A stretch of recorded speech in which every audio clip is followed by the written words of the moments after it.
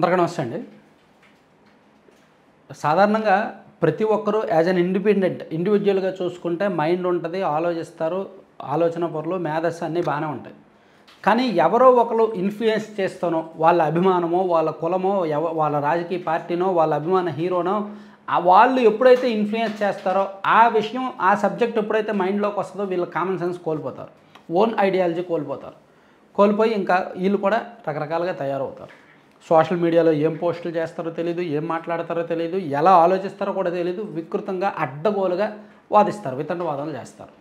Fans అలాగే తయారయ్యారు. ఇప్పుడు దాదాపుగా 5 రోజులు అవుతుంది బాలకృష్ణ గారు అసెంబ్లీలో మాట్లాడే జగన్మోహన్ రెడ్డి గారిని ఉద్దేశించి ఒక మాట అన్నారు, చిరంజీవి గారిని ఉద్దేశించి పరోక్షంగా మరో మాట అన్నారు. జగన్మోహన్ రెడ్డి గారిని ఉద్దేశించి డైరెక్ట్గా అన్న మాటను వైసీపీ వాళ్ళు పెద్దగా తీసుకోవాలి, వదిలేశారు, వాళ్ళకి అలవాటు అయిపోయింది. కానీ చిరంజీవి గారిని ఉద్దేశించి పరోక్షంగా అన్న మాటను మాత్రం చిరంజీవి గారి ఫ్యాన్స్ వదులుకోలేకపోతున్నారు. యాక్చువల్లీ ఇమీడియట్గానే దాని మీద చిరంజీవి గారు స్పందించారు, ఇమీడియట్గా లెటర్ రిలీజ్ చేశారు.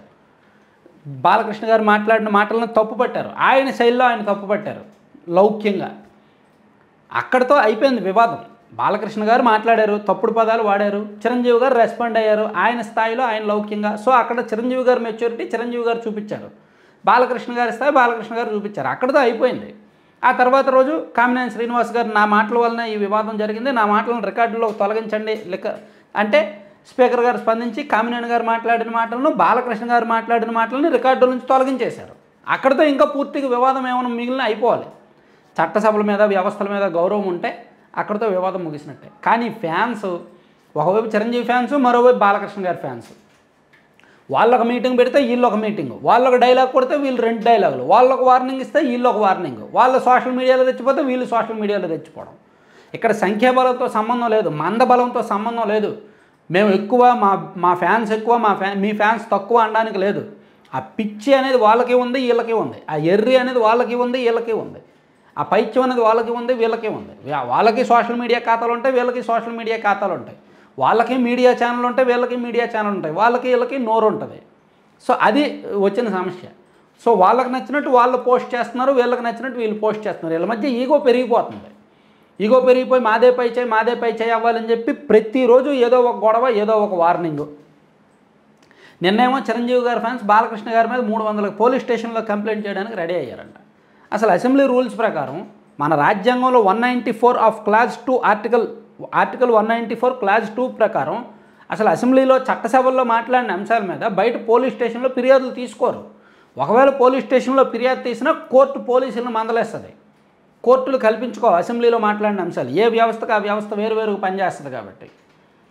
సో అక్కడ శాసనసభ్యులకు కొంత బలం ఉంటుంది, అది ప్రివిలేజ్ కిందకు వస్తుంది, ప్రివిలేజ్ రైట్ అది. సో దాన్ని పోలీస్ స్టేషన్లో కంప్లైంట్ ఇవ్వడం ఏంటి? సో దాని మీద బాలకృష్ణ గారి ఫ్యాన్స్ ఇమీడియట్గా రియాక్ట్ అయ్యి వాళ్ళకు వార్నింగ్ అనమాట. అంటే ఇదంతా ఒక పద్ధతిగా జరగట్లా, వాళ్ళ కామన్ సెన్స్ కోల్పోయి ఇష్టం వచ్చినట్టు మాట్లాడుతున్నారు.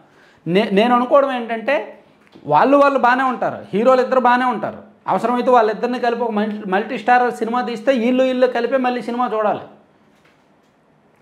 ఒక 4-5 నెలల కిందట అన్నారుగా చిరంజీవి గారు, బాలకృష్ణ నేను కలిపి యాక్ట్ చేస్తాము, తెలుగు సినీ డైరెక్టర్లకు నేను సవాల్ చేస్తున్నాను, ఎవరు మంచి కథ తీసుకొస్తారో తీసుకురండి అన్నారుగా. బాలకృష్ణ గారు కూడా నేను విలన్గా యాక్ట్ చేయడానికి రెడీ అన్నారుగా. సో గుర్తుంది కదా. సో వాళ్ళు బాగానే ఉంటారు. కాబట్టి ఇక్కడ ఫ్యాన్స్ మధ్య ఈగోలు రెచ్చిపోతున్నారనమాట, ఈగోలు పెరిగిపోతున్నాయి. సో అది అంత మంచిది కాదు, పద్ధతి కాదు, వదిలేయచ్చు. ఇంకా వివాదం అయిపోయింది, వదిలేయచ్చు.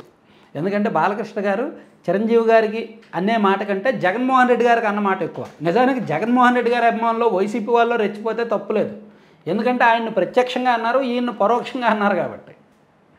ఆల్రెడీ అప్పటి నుంచి చిరంజీవి గారి ఫ్యాన్స్ సోషల్ మీడియాలో తగులుకుంటూనే ఉన్నారు. మెంటల్ బాలకృష్ణ అని, ఆ పిచ్ సర్టిఫికేట్ ఉందని, అలాంటోడని ఇలాంటోడని. ఇప్పటికీ వదిలిపెట్టట్లేదు. సో వదిలిపెట్టకపోతే వీళ్ళకైనా ఎంత సహనం ఉంటుంది? వీళ్ళు కూడా రెచ్చిపోతారు కదా. సో వీళ్ళు కూడా మొదలుపెట్టారనమాట. సో గొడవ పెరుగుతుంది తప్ప తగ్గట్లేదు. పాపం ఫ్యాన్స్కి పని కావాలి, వాళ్ళ హీరోని ఎవడో ఒకటి తిట్టాలి, వాళ్ళు రెచ్చిపోవాలి. అదే పని ఫ్యాన్స్కి పని, ఇంకేం పని ఉండదు. Thank you.